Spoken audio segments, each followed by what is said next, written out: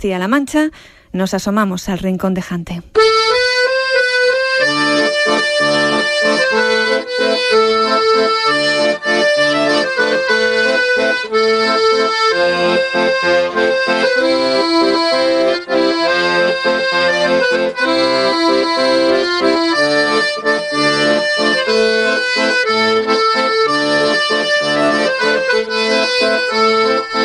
Es el rincón de los artistas locales de Castilla-La Mancha que nos trae desde Guadalajara en directo los lunes Jante.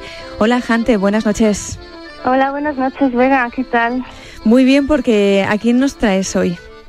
Pues hoy traigo a alguien muy especial, una mente maravillosa como es la música que se escucha de fondo durante el relato. Y él es, por supuesto, como todos los que traigo, un nacido inquieto que después de un largo bagaje ha dado con una gran aportación al mundo de la literatura. Bueno, pues estamos expectantes, así que a ver con qué micro relato nos sorprendes esta noche para introducirlo. Vale.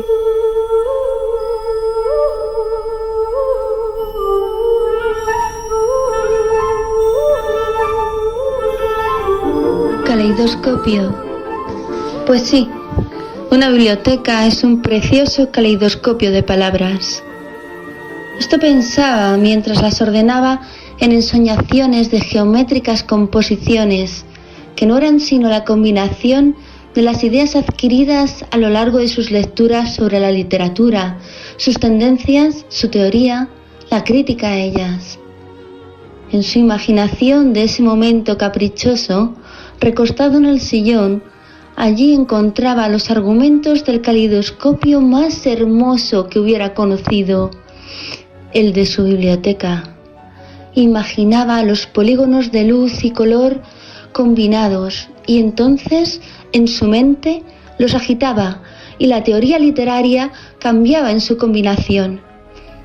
El crítico que había en él se divertía. Al fin y al cabo, tan fácil es seguir un argumento como otro, y el caleidoscopio no deja de serlo nunca por mucho que se siga una idea concreta. Sin embargo, a él siempre le gustó tener claras sus geometrías. Pero ya conocía la sabiduría, y ese caleidoscopio literario no era nada comparado con la ternura. Ya había encontrado la mejor de las poesías, las halladas, que no inventadas, en las mujeres de su vida. Primero su madre, después su mujer, cuando la palabra no es intercambiable y acaba siendo principio y fin de toda sonrisa. Javier del Prado nace en el año 40 en Toledo y es consecuencia de una vida dedicada a la literatura. Es catedrático de literatura de la Universidad Complutense de Madrid y doctor honoris causa del gobierno francés por la Universidad Michel Montaigne. Autor de numerosos libros de poesía, crítica y teoría de la literatura, ha publicado unos 20 libros y unos 200 artículos, es decir, que no podríamos hacer una ficha autobiográfica justa de la amplitud de estudios, títulos, premios recibidos por él. Hola Javier, buenas noches. Buenas noches. Bueno, parece que las últimas palabras del relato de Jante son auténticamente tuyas, ya fuera de la imaginación del escrito, así que se me ocurre preguntar si un hombre con tantos títulos como tú se siente en algún momento consecuencia, como escribe Jante, del principio y fin de toda sonrisa de las mujeres de su vida. Hombre, decía esta mañana, hablando con Joana, que sin mi madre yo no hubiera sido quien soy. Es evidente, mi madre maestra, expulsada de Toledo por el franquismo, aterrizó en un pueblo donde educó a sus hijos y hemos salido todos hermanos extraordinarios, yo tal vez el menos extraordinario de todos, pero sin duda, sin ella, que me inició a leer a Juan Ramón, que me enseñó a leer a los 3 años, yo no hubiera sido nada. Y ya mayor, con 21 años, y como todo joven desesperado de la vida, a los 21 años, encontré a mi mujer Isabel, que es de verdad el principio y fin de toda sonrisa. El principio y fin de toda sonrisa, parecen los versos de un poema. ¿Cómo definirías, Javier, tu poesía? Yo no sé si te escribes algún estilo o influencia. Yo tengo la influencia, no sé si propia de mi generación, sin duda sí soy hijo de la generación del 27 y estando en el extranjero desde los 11 años, aún más.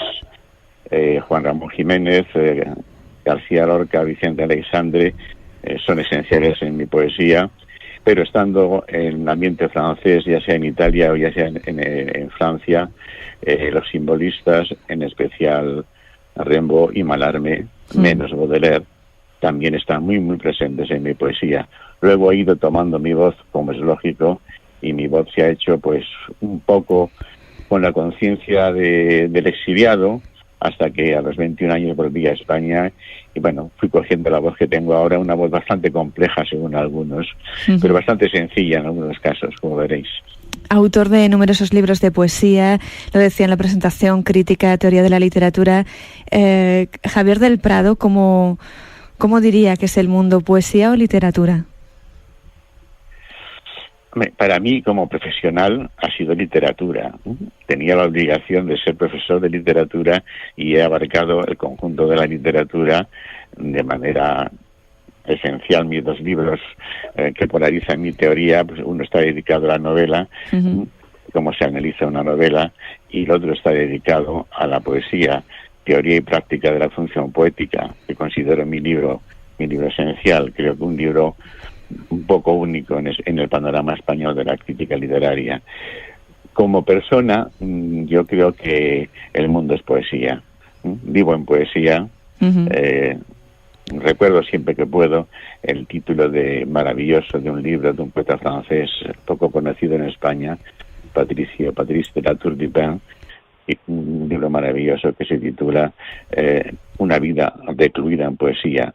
Creo que he llevado toda la vida una vida recluida en poesía, con salidas hacia la docencia, 50 años de docencia son muchos, y con la ventaja de que esa reclusión en poesía también era una reclusión en amor.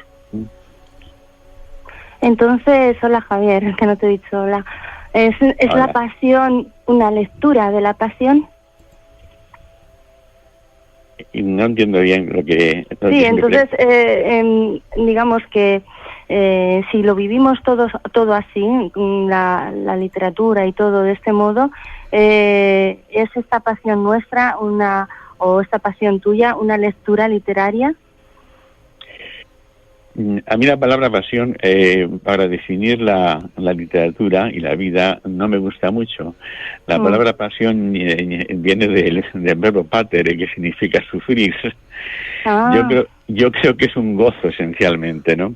Fantástico. Creo que vivir la literatura, que tal como yo he intentado vivirla y comunicársela a mis alumnos, y tal como la he vivido también en mi poesía, con todos los avatares que da la vida, evidentemente, la poesía te pone de cara al mundo, y el mundo no es francamente algo maravilloso cuando vemos la sociedad en la que vivimos, la cercana y la lejana, pero yo creo que cuando el poeta se mete en su mundo de poesía y de palabra, todo se convierte en gozo, todo se convierte, como decía Juan Ramón, en trabajo gozoso, desde mirar una flor hasta corregir un manuscrito que te lleva horas y horas corregirlo. Sí, y a ver, todos aquí más o menos sabemos lo que es la poesía, todo el mundo ha leído alguna, pero yo quería que explicaras un poquito lo que es la poeticidad. Lo que es la poeticidad es complejísimo. Vamos a ver, yo en un momento dado como crítico me di cuenta que no podía emplear la palabra poesía. Porque la palabra poesía se había vulgarizado de tal manera que podía significar todo, ¿no? Yo siempre he querido ligar la poesía, la palabra poesía, al hecho poético de escribir poesía. La sociedad hoy día no permite esa restricción del término, ¿no? Y entonces, en un momento dado, me fui obligado, en cierto modo, a buscar una especie de sustituto para que cuando hablase se supiese de qué hablaba. Y fue cuando empecé a emplear la palabra poeticidad, confrontando poeticidad con narratividad, ¿no? Sí. Y entonces la poeticidad es un cierto modo de ver a través del lenguaje los acontecimientos, ¿no? Mientras que el que lo ve desde la perspectiva narrativa, lo que hace un acontecimiento con un objeto es contarlo como historia o inventarlo como historia, la poeticidad se dirige a ver en ese objeto, ver en ese acontecimiento un más allá de él mismo, un más allá de la realidad, un más allá del objeto, e intentar decirlo con las palabras que le ha dado la sociedad en la que vive, lo que llama Mallarmé, las palabras de la tribu, y conseguir que esas palabras digan lo que nunca han dicho. Buscar lo inefable. Hacer que lo inefable sea afable, vamos a decirlo así, ¿no? Claro, hacer que lo inefable, aquello que no es hable, que no se puede decir, sea afable, sea hablado, sea dicho. Entonces, en la conjunción de esa mirada y en la conjunción de ese uso del lenguaje que consigue ese más allá del sentimiento, ese más allá de la realidad, yo creo que se podía situar el concepto de poeticidad tal como yo lo intento explicar en teoría y práctica de la función poética. Bueno, a mí me gusta siempre definir al artista como una persona inquieta, de modo que no suele quedarse en una única actividad artística, aunque sea la que domine. Pues parece que en la vida no nos da tiempo para mucho más, ¿no? A ti te gusta también jugar, dices en tus palabras, con la pintura. ¿Es así?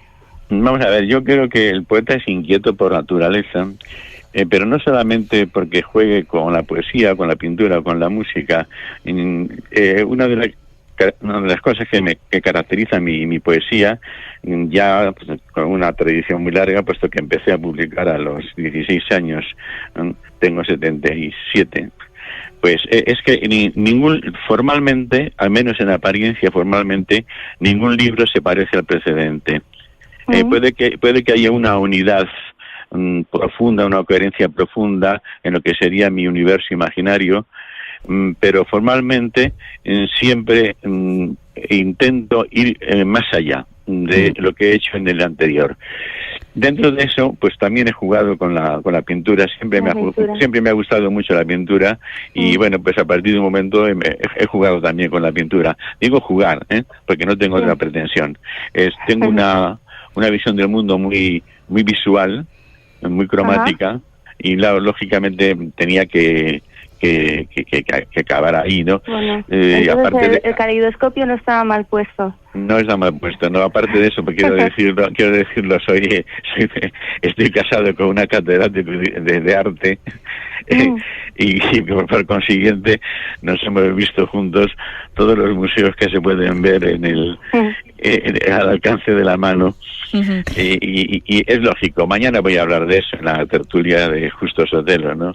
Justamente de mis intentos, de mis juegos pictóricos, vamos a llamarlo así. Javier, ya estamos terminando, pero no sé si brevemente nos quisieras leer un párrafo tuyo sobre no sé si crítica de arte, teoría o incluso unos versos, alguna poesía. No, leer crítica es muy problemático porque hay que, si es poco, siempre esbozas una idea y no la acabas, ¿no? Voy a leeros un poema, y además es un poema muy sencillo, es un poema compuesto en 1962, creo. Pertenece a mi libro, primer libro de amor, y se titula Paseo 21. Hay 30 y tantos paseos, y dice así, y además viene muy bien para estos días, dice así: qué esplendor de primavera, parece que de repente una fuente salta y salta, tan alta que el cuerpo se te dilata y brota el alma primera. Se acaba ahí. Con ese esplendor de primavera. Gracias, Javier del Prado, por estar con nosotros en La Colmena. Gracias, buenas noches. Buenas noches. Adiós. Jante, hasta el próximo lunes con más artistas locales de Castilla-La Mancha. Adiós. Adiós.